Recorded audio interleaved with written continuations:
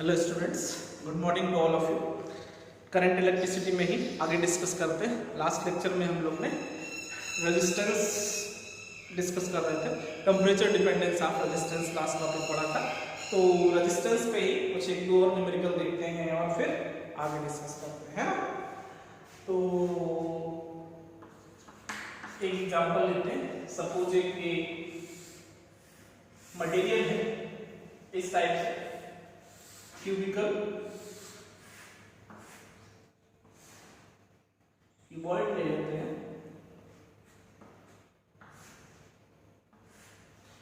ठीक है, इसका लेंथ जो है L है और विड्थ जो है B है और थिकनेस T, थिकनेस है ना। तो थिकनेस जो है वो T। आप सपोज जैसे आपसे पूछते हैं रेजिस्टेंस अक्रॉस दिस, ये इसको पॉइंट A देते हैं, पॉइंट B। तो resistance across A B, resistance across A B, resistance का क्या फॉर्मूला था? रो L बाय A, है ना। तो रो L लेंथ है, ठीक है, और by rho L by A, ये क्या होता था? Cross sectional area. तो क्रॉस सेक्शनल एरिया क्या हो जाएगा? ये है B और थिकनेस है T, तो B इंटू T। समझ गए ना? रेजिस्टेंस का फॉर्मूला क्या होता था? रो L बाय A। रो क्या था? Resistivity of material of wire, L length और A क्रॉस सेक्शनल एरिया। अब अगर जो मान लो रेजिस्टेंस अक्रॉस ये पूछ दिया है, ये मान लेते हैं X और Y। Resistance across X and Y calculate करना हो तो कितना है? Resistance across X and Y, तो ये अपर सरफेस और ये लोअर सरफेस के क्रॉस निकालना है। तो अपर सरफेस से लोअर सरफेस के लिए लेंथ क्या होगी? ये विड्थ के बराबर, है ना। तो रो और L की जगह पे क्या लेना पड़ेगा? B, और क्रॉस सेक्शनल एरिया क्या होगा? लेंथ और थिकनेस, L क्रॉस T। ठीक है। अब अगर जो मान लो आप से पूछा जाए रेजिस्टेंस अक्रॉस बैक वाली सरफेस और फ्रंट वाली सरफेस, ये P और Q है। Resistance across P and Q, front surface और बैक सरफेस, ऊपर नीचे नहीं, फ्रंट और बैक सरफेसेस। तो रेजिस्टेंस अक्रॉस P Q, तो रो, अब इसमें L कितना होगा? थिकनेस के बराबर T, और क्रॉस सेक्शनल एरिया होगा L क्रॉस B। ठीक है। तो ध्यान रखना, रेजिस्टेंस किसके क्रॉस निकालना है। ऐसे लेंथ के लॉन्ग है तो rho L by cross sectional area क्या होगा? ये विड्थ टू थिकनेस। अपर और लोअर सरफेस में, तो अपर और लोअर में लेंथ कितनी बचेगी? B, और क्रॉस सेक्शनल एरिया लेंगे तो लेंथ इंटू थिकनेस करना पड़ेगा। बैक सरफेस और फ्रंट सरफेस लेंगे तो जो लेंथ होगी वो किसके बराबर होगी? थिकनेस के बराबर। तो किसके क्रॉस रेजिस्टेंस फाइंड करने हैं, उसी के क्रॉस हम क्वेश्चंस यूज करेंगे। ठीक है, तो ये पॉइंट ध्यान रखिएगा, है ना।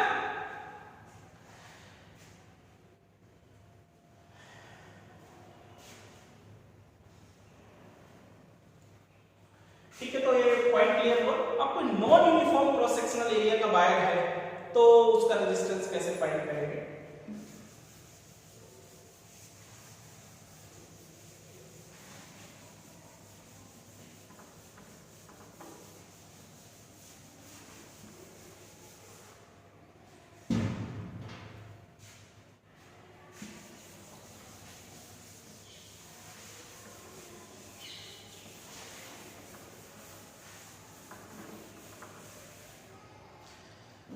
देखिए बेटा, जैसे आपके पास ये वायर है,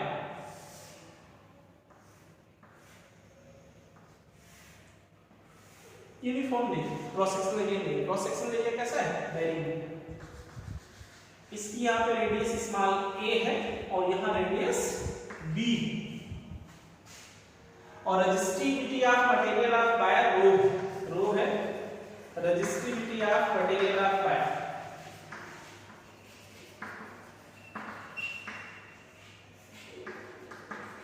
resistivity of material of wire और लेंथ इसका L है टोटल।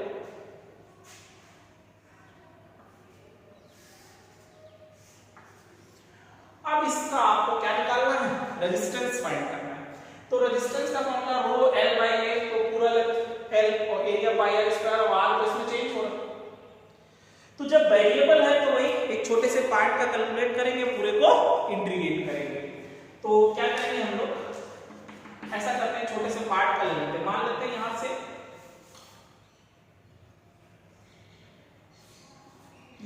x डिस्टेंस आगे कोई dx लेंथ का पार्ट ले लेंगे, dx लेंथ, और इसकी रेडियस मान लो r ले लेंगे।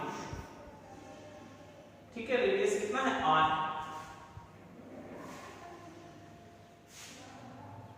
तो इस छोटे से पार्ट का रेजिस्टेंस कितना होगा, रेजिस्टेंस ऑफ स्मॉल एलिमेंट, तो dr is equal to rho dx by pi r square, ऐसा। ठीक है, और x और l में क्या रिलेशन होगा चेक करेंगे।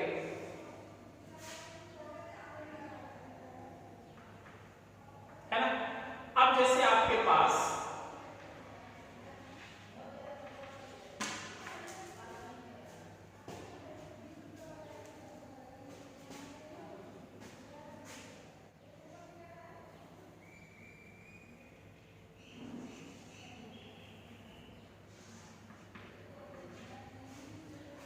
ऐसा है, अगर जो हम ये एंगल कितना ले लें, मान लो थीटा एंगल ले लें, कितना थीटा, तो इस वाले में इधर अगर हम tan थीटा लगाएं तो कितना आएगा, tan theta is equal to perpendicular, ये डिस्टेंस कितना होगा, ये डिस्टेंस, तो ये डिस्टेंस है a और ये r है, तो r minus a by x, और पूरे में tan थीटा लगाएं, पूरे में, पूरे ट्रायंगल में, तो tan theta is equal to हम लोग परपेंडिकुलर क्या हो जाएगा, b माइनस a और बाई l, तो दोनों tan थीटा की वैल्यू में इक्वेट कर दो, तो हम लिख सकते हैं r minus a by x is equal to b minus a by l। तो आप इसको x is equal to l upon b minus a और r माइनस a लिख सकते हैं। ठीक है, अब अगर जो आपको dx की वैल्यू चाहिए तो dx कितना लिखना पड़ेगा, डिफरेंशिएट करना पड़ेगा इसको, तो dx is equal to l upon b है तो कांस्टेंट होगा,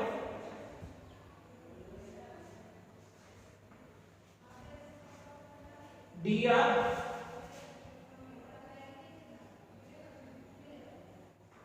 ऐसा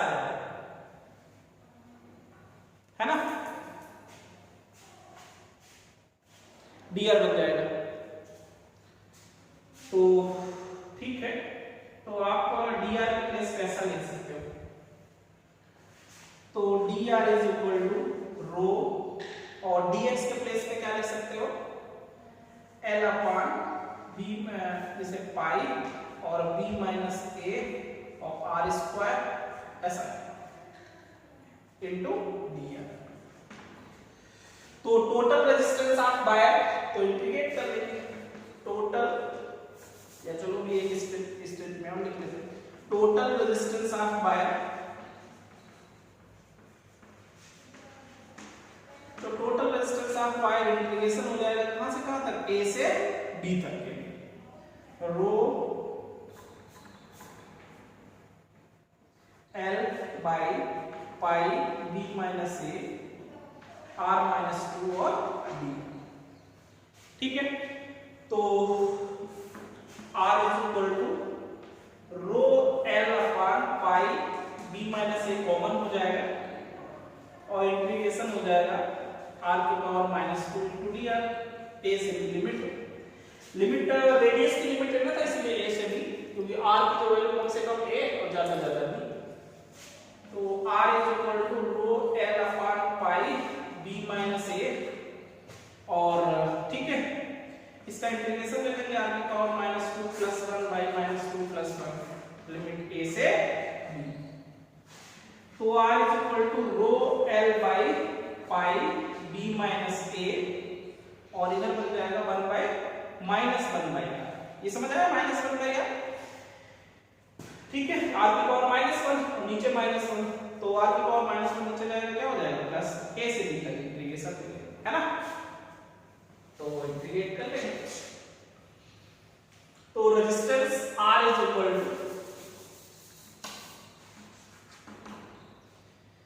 रो l upon pi b minus a, और लिमिट लगा लो, अपर लिमिट और माइनस लोअर लिमिट है ना। तो rho l by pi b minus a, और इधर एलसीएम हो जाएगा a b, और इधर बन जाएगा माइनस a प्लस b। तो रो l अपॉन पाई, और इधर हो गया b माइनस a, और नीचे भी b minus a into a b, तो ये कैंसिल हो जाएगा। कितना जाएगा, रो l by pi a b।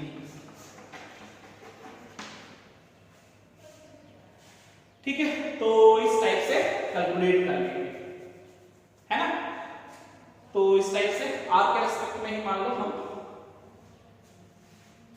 ऐसे इसको ये dr dx की वैल्यू निकाल लेंगे। समझ आएगा ना।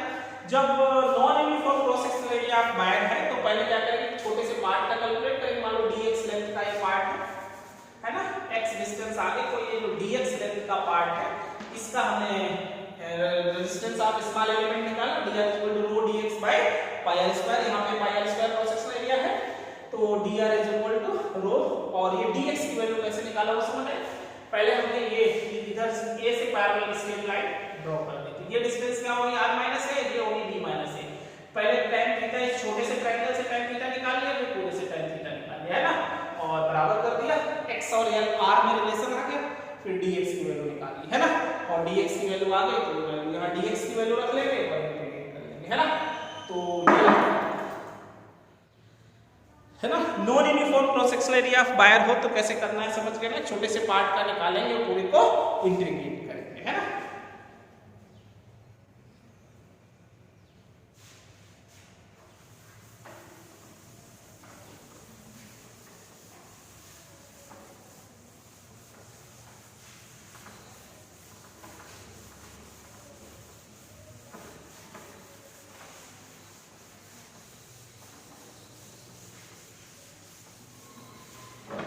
ठीक है, रेजिस्टेंस जो है डोमेस्टिक यूज या फिर लैबोरेटरीज यूज रेजिस्टेंस जो है वो 2 टाइप्स के होते हैं। वायर बाउंड रेजिस्टेंस यूज किया जाता है और कार्बन रेजिस्टेंस है ना। 2 टाइप रेजिस्टेंस हम लोग यूज करते हैं for use of domestic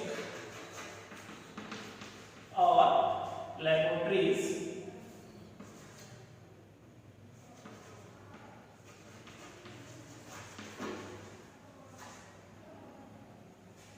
for use of domestic or laboratory resistance are 2 types. Resistors are 2 types. First use होता है कौन सा, wire bound resistance. Wire bond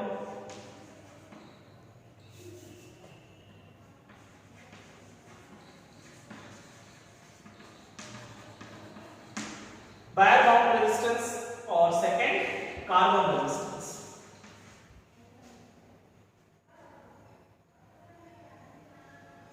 carbon resistance ठीक है। वायर बाउंड रेजिस्टेंस क्या होता है, wire bound resistance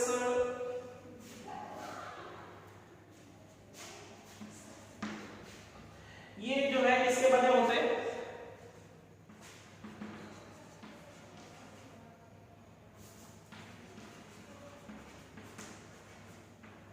wire bound resistors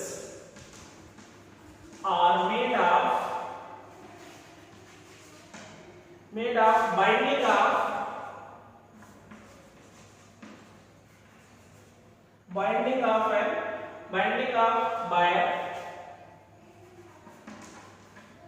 binding of wire of an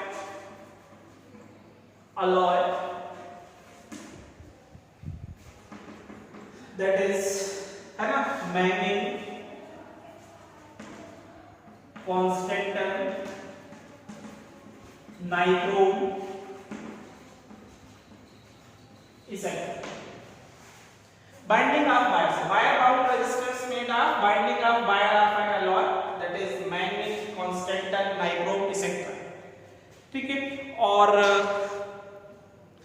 इनका जो है रेंज होता है कुछ 100 ओम्स तक, लेकिन उससे 100 ओम से ज्यादा रेजिस्टेंस चाहिए तो बेसिकली इसका यूज किया जाता है carbon resistors.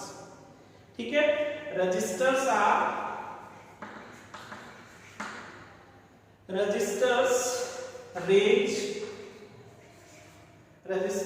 of range higher than wire bound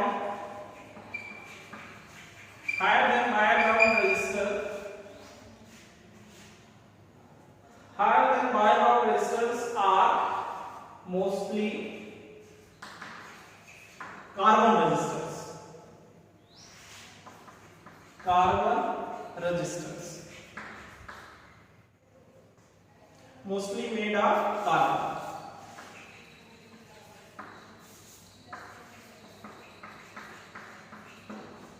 किसके बने होते हैं? कार्बन के।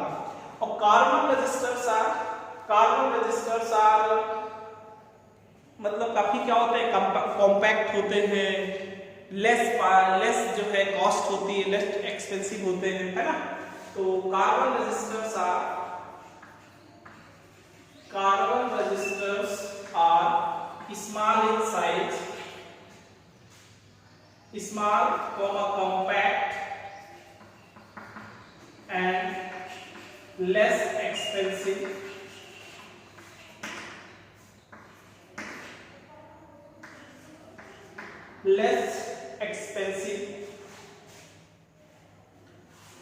are mostly used in electrical circuits।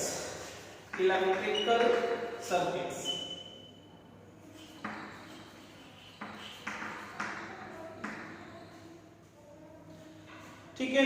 Carbon resistors are measured by their colour code, they are measured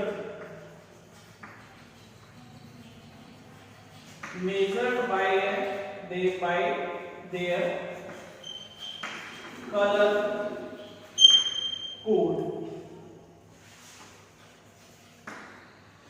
ठीक है। तो ध्यान रखना बेटा, कितने रेजिस्टर्स जो डोमेस्टिक या लैबोरेटरीज में यूज होते हैं, 2 टाइप्स के हैं। एक तो वायर बाउंड रेजिस्टर्स और carbon resistors. Wire bound resistors कैसे बनाया जाता है? Wire bound resistors are made of binding of wire of an alloy that is magnesium constant nichrome इनके बाइंडिंग से बनता है। ठीक है। इनकी जो रेंज है अप टू 100 ओम्स। इसकी जो रेंज है, it's range up to 100 ohms। Resistors of range higher than wire bound resistors are mostly made of carbon। Carbon resistors are small, compact and less expensive, are mostly used in electrical circuits। They are measured by their color, है ना। तो कैसे colour coding से हम major करते हैं उसको discuss करते हैं। Colour coding of carbon resistors, है ना। तो ध्यान रखिए कि रेजिस्टर्स हम लोग कितने टाइप्स के यूज करते हैं? 2, वायर बाउंड और carbon resistors.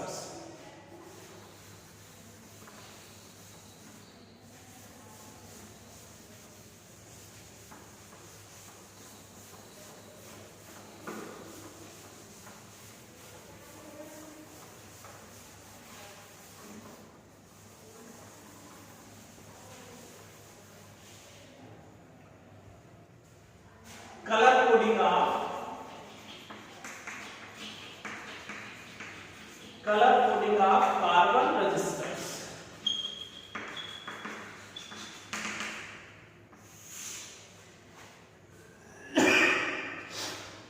Colour coding of carbon resistors में ध्यान रखना है, कलर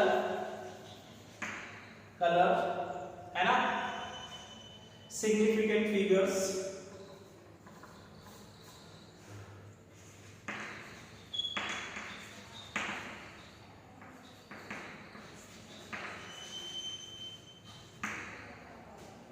ठीक है, मल्टीप्लायर और टॉलरेंस। टॉलरेंस मतलब कितने परसेंट का एरर है, ठीक है। इस तरीके से टेबल फॉर्म में याद रखते हैं, ठीक है। तो कलर में ब्लैक ब्राउन है ना, तो एक शॉर्ट फॉर्म याद रखेंगे, बीबी रॉय ऐसे करके, तो आपको कोडिंग इजीली याद है। B B Roy, great Britain, very, good wife, ऐसे। ब्लैक ब्राउन, फर्स्ट कलर कौन सा याद रखें, black brown, red, orange, yellow, green, blue, violet, grey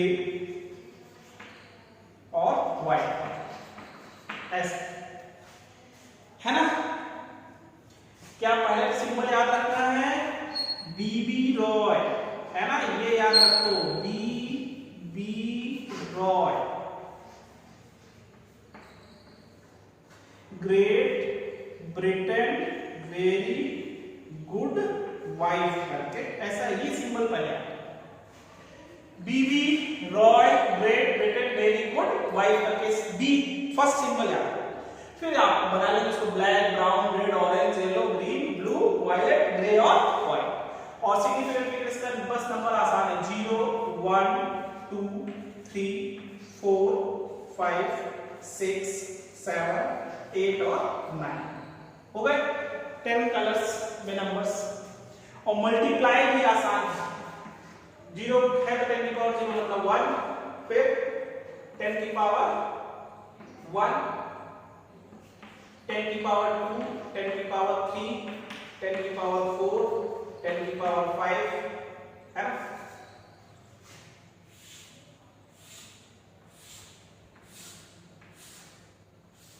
ten की पावर 5, 10 की पावर 6, 10 की पावर 7, 10 की पावर 8 और 10 की पावर 9 है ना। तो आसान है, ब्लैक कितना 0 ब्राउन 1 2 3 4 ऐसा, ये याद नंबर्स।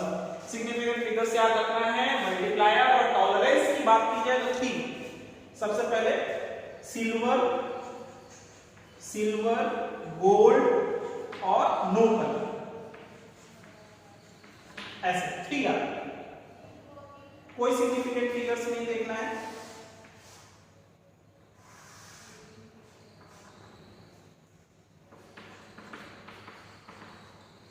ठीक है। नो कलर में नहीं है कोई मल्टीप्लायर।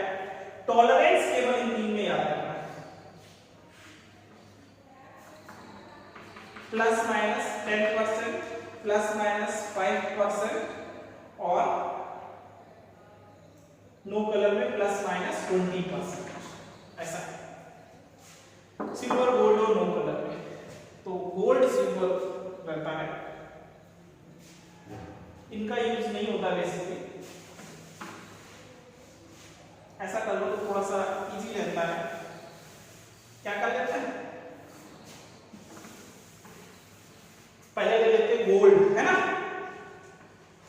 गोल्ड सिल्वर और नो कलर, ये किसके लिए यूज होंगे, ज्यादा टॉलरेंस बताने, टॉलरेंस की। तो टॉलरेंस याद रखना है, इसमें प्लस माइनस 5%, प्लस माइनस 10% और प्लस माइनस 20%, बस ये तीनों किसके लिए यूज होते हैं, टॉलरेंस के लिए, कितना परसेंट का रेजिस्टेंस में एरर है। कलर कोडिंग से कैसे तुमने लैब में देखा होगा कोई रेजिस्टेंस मिलता है, उसमें कलर्ड रिंग बनी होती है, उन्हीं से पहचानते हैं। 4 रिंग्स होती है ना। जैसे कोई रेजिस्टेंस है, ये कोई वायर है, सिलिंड्रिकल वायर है, तो इसमें कलर कोडिंग ऐसे की है। तो फर्स्ट 2 जो है सिग्निफिकेंट फिगर्स है ना, और ये मल्टीप्लाई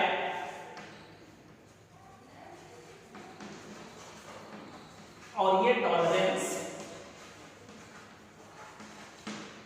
और ये सिग्निफिकेंट फिगर्स।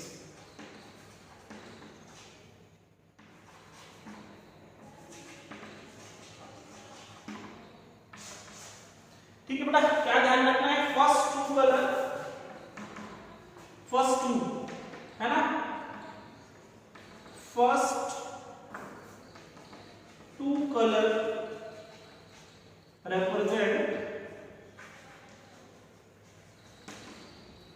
represent significant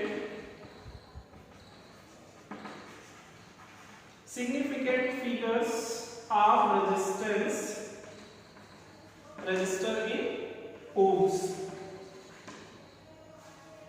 ठीक है, first 2 colour represent significant figures of resistors in ohms।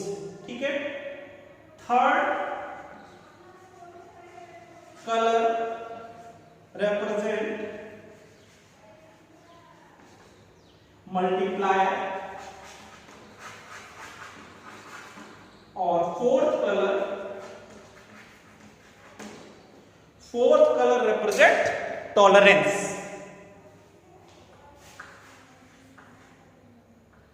Fourth colour जो है, फोर्थ कलर represent टॉलरेंस। ऐसा है, first 2 colour significant figures represented ohms. जैसे कि एग्जांपल लेते हैं, समझ आएगा आपको।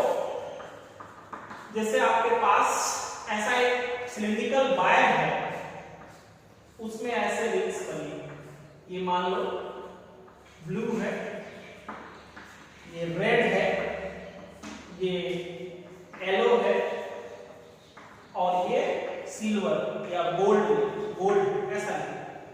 तो इस रेजिस्टेंस ऑफ वायर कितना होगा, resistance of wire,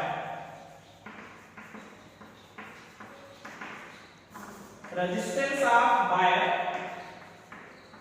R is equal. तो फर्स्ट 2 कलर्स क्या बताता है सिग्निफिकेंट फिगर्स, तो फर्स्ट कलर ब्लू कितना है 6, फिर रेड 2, फर्स्ट 2 सिग्निफिकेंट फिगर्स कैसे लेते हैं। थर्ड मल्टीप्लायर है 10 की पावर कितना है येलो 4 और प्लस माइनस 5% ऐसे लिखते हैं। 62 into 10 की पावर 4 प्लस माइनस 5% ऐसे रेजिस्टेंस फाइंड करना। ठीक है, तो कोई भी कलर कोडिंग का जो है न्यूमेरिकल आ रहा है, अभी जैसे लास्ट ईयर नहीं आया, उससे लास्ट नहीं होता 3 to जैसे बोर्ड में कभी 3-4 साल में एक बार आ जाता है ना, तो अभी 2 साल से तो नहीं आया, तो हो सकता है नेक्स्ट एग्जाम में आ जाए। तो ध्यान रखना कलर कोडिंग के लिए सबसे पहले क्या ध्यान रखो, सीक्वेंस। अब ऐसे रखोगे कि ब्लैक के लिए 1 होता है, ब्राउन के लिए, ब्लैक के लिए 0, ब्राउन के लिए 1, तो भूल सकते हो। तो सीक्वेंस के लिए ये आता है बी रॉय है ना, Roy great Britain very good wife. ठीक है, बस 0 1 2 3 4 5 6 7 8 और 9 बस नंबर याद हो गए, सबके लिए हो गया। डिजिट निकालना है तो नंबर ले लो, मल्टीप्लाई चाहिए तो उतने नंबर पावर में कर दो। और टॉलरेंस है 3 का, याद रखो गोल्ड सिल्वर और नो कलर, गोल्ड है तो प्लस माइनस 5% का एरर है, सिल्वर है तो प्लस माइनस 10% का, और नो कलर है तो प्लस माइनस 20%। तो ये सीक्वेंस याद रखना है, इससे आपको पता है black brown red orange yellow green blue violet grey और व्हाइट। ठीक है, तो आसान है colour coding of carbon resistors, ये आप जरूर ध्यान रखेंगे तो क्वेश्चन हो जाएगा, है ना। इसमें कुछ नहीं, सिंपल ये सीक्वेंस आप याद रखो, B B Roy great Britain very good wife करके सीक्वेंस याद रखना। ठीक है, तो क्वेश्चन 100% सही हो जाएगा।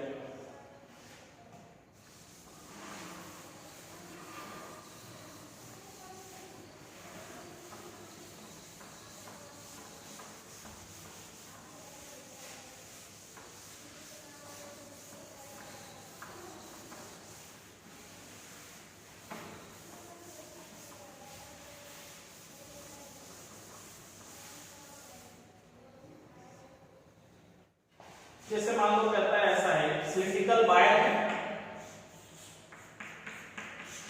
इसको हमने 20 वोल्ट 200 वोल्ट की सप्लाई से कनेक्ट किया है ना, और वायर ऐसा रेड है, ये ब्लैक है, ये जो है ब्लू है, और ये है silver. Find current flow through the battery, ऐसा find current flow through the battery.